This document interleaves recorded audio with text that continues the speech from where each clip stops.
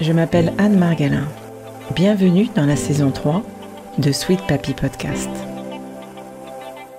Du cœur lourd à la joie retrouvée, aujourd'hui on parle du parcours de l'aidant entre j'angoisse et j'en rêve.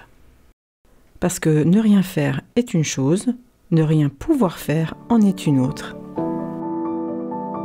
Quand les bras qui vous ont si longtemps réconfortés se fragilisent, quand vous souhaitez prendre soin avec douceur de ceux qui vous ont donné la vie, vous réalisez que c'est un monde inconnu qui s'ouvre devant vous. Vous êtes proche aidant. La vocation de Sweet Papy Podcast est de vous aider à garder ces moments agréables et mémorables pour maintenir votre équilibre de vie et une relation pleine d'amour avec eux. Avec nos invités, nous vous parlons de toutes les ressources positives, les solutions alternatives et les approches humanistes actuelles. Et nous avons à cœur de vous les transmettre pour vous soutenir et vous aider dès à présent. Alors je vous remercie de passer quelques minutes avec moi pour écouter les conseils d'une experte aidante et rejoindre ainsi une grande communauté bienveillante en cliquant dans le descriptif de l'épisode juste en dessous. Bonne écoute! J'ai décidé de débuter cette année 2024 avec un nouveau défi, spécial grincheuse, intitulé « J'angoisse ». Aujourd'hui, j'aimerais juste t'amener à laisser aller ton imagination, et moi, pendant ce temps-là, je fais une pause. Parce que faire une pause, c'est le meilleur remède. À la maison, comme au boulot, partout, en tant qu'aidant, c'est particulièrement difficile d'être en pause.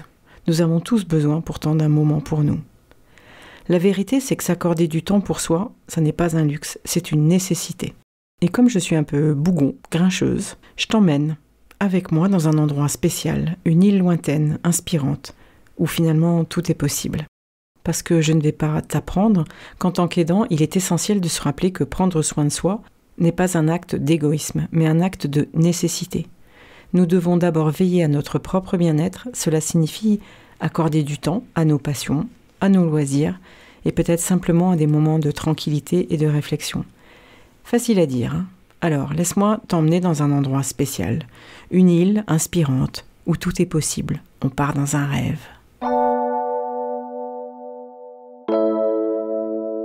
Imaginons l'histoire de Thomas, la quarantaine, bel homme, dévoué à son père atteint de démence depuis des années. Il avait oublié ce que signifiait vivre pour lui-même.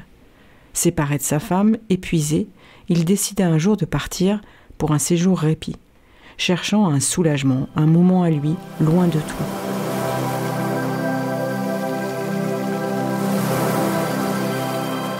Thomas arriva alors sur une île méconnue, un lieu qu'il pensait être un havre de paix. Mais dès son arrivée, rien ne se passa comme prévu. Un immense incendie inattendu éclata, isolant l'île du monde extérieur. Sans électricité ni moyen de communication, Thomas se sentit d'abord piégé, son plan de détente semblant s'effondrer. Plus aucune communication possible avec l'équipe qui s'occupait de la prise en charge de son père. Il fallait lâcher prise.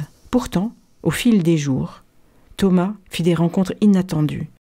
Il y avait d'abord Anne, une artiste locale, qui peignait la mer avec passion, lui montrant la beauté dans le chaos. Il y avait aussi Lucas, un pêcheur âgé, qui partagea avec lui les secrets de l'île et l'art de la patience. Ce qui commença comme un répit solitaire se transforma vite en une aventure riche en découvertes et en amitié. Chaque jour apportait son lot de surprises, de rires et de moments de pure joie. Une belle histoire, hein ? Mais totalement irréaliste. Et pourtant, toi tu t'es peut-être évadé, peut-être quelques secondes, bravo. Mais revenons à la réalité. Je te parle de Sylvie, que j'accompagne depuis quelques semaines, et qui a trouvé un répit de quelques jours en partant seule. Enfin, pas vraiment seule, plutôt avec toutes ses copines, pour fêter ses 60 ans. Il a fallu insister, trouver une solution pour sa maman, et elle est partie du coup très très angoissée. Alors en aparté, je voudrais juste te dire que je suis toujours impressionnée par la puissance du téléphone portable. Même à des kilomètres, avec une super solution de répit, cela n'empêche pas les aidants d'avoir le téléphone scotché aux oreilles pour prendre des nouvelles de leurs aidés. Non mais je rêve. Au début, je trouvais ça énervant. Dommage que Sylvie, par exemple, n'en profite pas. Et puis ma rencontre avec de plus en plus d'aidants au cours des derniers mois m'a fait comprendre que le poids des responsabilités reste toujours là, malgré le répit. c'est en fait juste notre propre regard qui change pendant qu'on s'évade ailleurs. Alors en résumé, chaque aidant doit trouver son île personnelle de paix. Cela peut être une activité, un lieu, un moment de la journée où l'on se ressource. Là, je retourne à nouveau dans mon rêve toujours un peu grincheuse.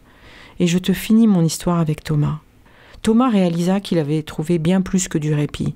Il avait redécouvert la joie de vivre, l'importance du lâcher-prise, de s'offrir aux autres. Il comprit que même dans les moments les plus sombres, il existe des lueurs d'espoir et des nouvelles occasions de rêver. Se donner la permission de se reposer, de se régénérer, n'est pas seulement bénéfique pour nous, mais aussi pour ceux que nous soutenons. En somme, prendre soin de soi est la première étape pour prendre soin des autres efficacement et avec amour. Donc concilions à la fois nos responsabilités et en même temps nos besoins personnels. Et surtout, agissez. Si tu as aimé ce moment d'évasion, n'hésite pas à t'abonner à Sweet Papi Podcast et à partager cet épisode avec d'autres aidants qui pourraient en bénéficier.